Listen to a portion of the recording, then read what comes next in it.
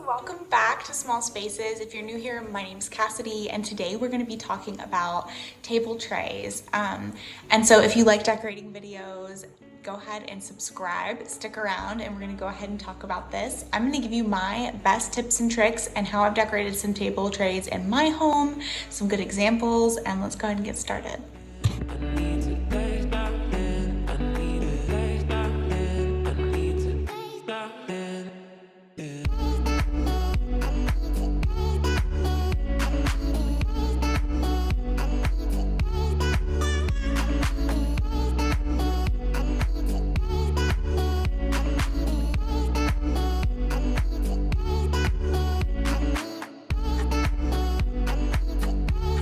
So I have a love-hate relationship with table trays. First of all, they're such a challenge for me to decorate, but mostly because when they're right, they're beautiful. They're a focal point in your home. They draw the eye in.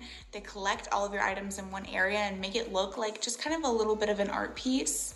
But when they're wrong, oh, they look unorganized, they look messy, they look cluttered, and it's so easy for that to happen. So hopefully these tips and tricks today will keep you guys from having that happen to you in your home. Okay guys, so the first thing I kind of wanted to talk about was like, why table trays? Like, why do we have them? Why do we use them? And I love them just for the sole purpose of collecting clutter and making it look organized. Like, I have so many little trinkets and things in my house, and I'm sure you guys do too, from travels or as gifts or candles or whatever. And table trays just kind of like help gather those things in one area and make them look like they're supposed to be there, like give them a little bit of an organized aspect. So I'm just gonna pop up some table trays that I love, that have some good balance, that have some good, you know, like function, that are really pretty, that I use as my inspo in my home. And then we'll show some table trays that I decorated and kind of why I chose to decorate them the way that I did. Okay guys, so for this first table tray that I'm showing here, I love this tray. I got everything that's on this tray from Hobby Lobby. I love the little pops of gold and metal, and I love how simple it is. And that's my first tip for you guys, is keep it simple. Don't overdo it. It's not necessary to put things in every single spot. You need some dead space. You need to balance the tray. So just 2 or 3 items. I normally work in groups of like 1, 3, or 4, no more than that. And then, you know, everything else can kind of go in a basket. Just hide it somewhere else because you don't need all the things on the tray. Also, I mean, if you keep it simple, it'll be really easy to move when it's in the way. You won't worry about things falling off. I love how simple this tray is. Just some faux greenery, that really nice ceramic white base, the beads, and then like a candle votive. You know, these are just some knickknacks that I found that I love, but you can use anything here. Smaller picture frames, your remote can be part of this process, whatever works for you. Which kind of brings me to point number 2, tip number 2. So we need balance. You don't want a bunch of stuff on your tray that are all the same height or all the same color. I know it's easy to kind of get drawn to your favorite colors or your favorite metals, or, you know, 2 candlesticks that are the same, because when things match, it's kind of aesthetically pleasing. But with a table tray, you really do need to balance things out. And by balance, I don't mean symmetrical. I don't mean exactly the same. I mean, you know, you need something taller complemented with something shorter. You need some books that are like a natural material complemented with something that's shinier and metal. You just have to take the time to kind of find out what things have the same tones and the same color families while not being exactly the same. It's really important that you don't have a bunch of things that are the same height, or it ends up looking kind of boring, you know? Okay, tip number 3 is gonna seem kind of obvious and maybe contradictory, but I'm gonna say it anyway. Do you guys remember the game you used to play when you were a kid in like kindergarten, and you put the shapes in the holes? Maybe that's a baby game. It's not really a kindergartner game. Kindergartners are kind of smart. But the circle goes in the circle hole and the square goes in the square hole. Yeah, that's how this is gonna work too. Table trays for me, and this is not a hard and fast rule, but this is just something that I found that works best for me. If I have a round coffee table, I have a round table tray. If I have a long rectangular dining table, I have a long rectangular table tray.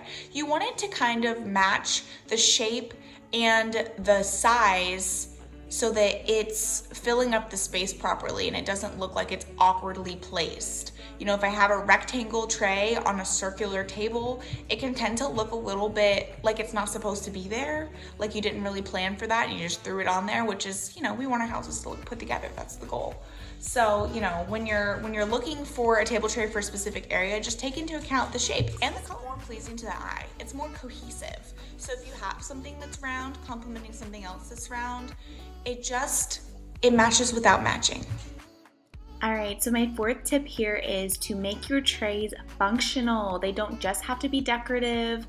You can hold soaps in your kitchen, sponges, scrubby brushes.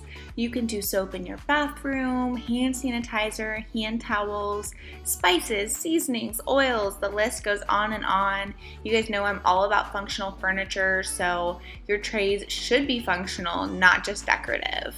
And there's definitely a way to make those everyday items appealing and look beautiful, making sure that you're getting, you know, soap containers and canisters that are the same color scheme, making sure your candles and your greenery match your style.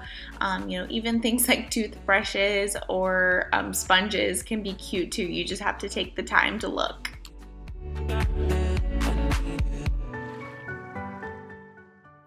So tip number 5 is just kind of like find your staple items that you want on your tray and stick to those. Make a little list.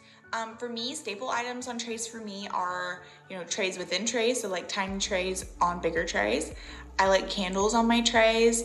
Books are a wonderful staple item to add height and to add some interest. Beads, like these farmhouse wooden beads, or even like the, I have no idea what these are called. Topiary balls, maybe the greenery balls or the metal balls. You know, those are all really great staple items that are always going to be great place fillers on your tray.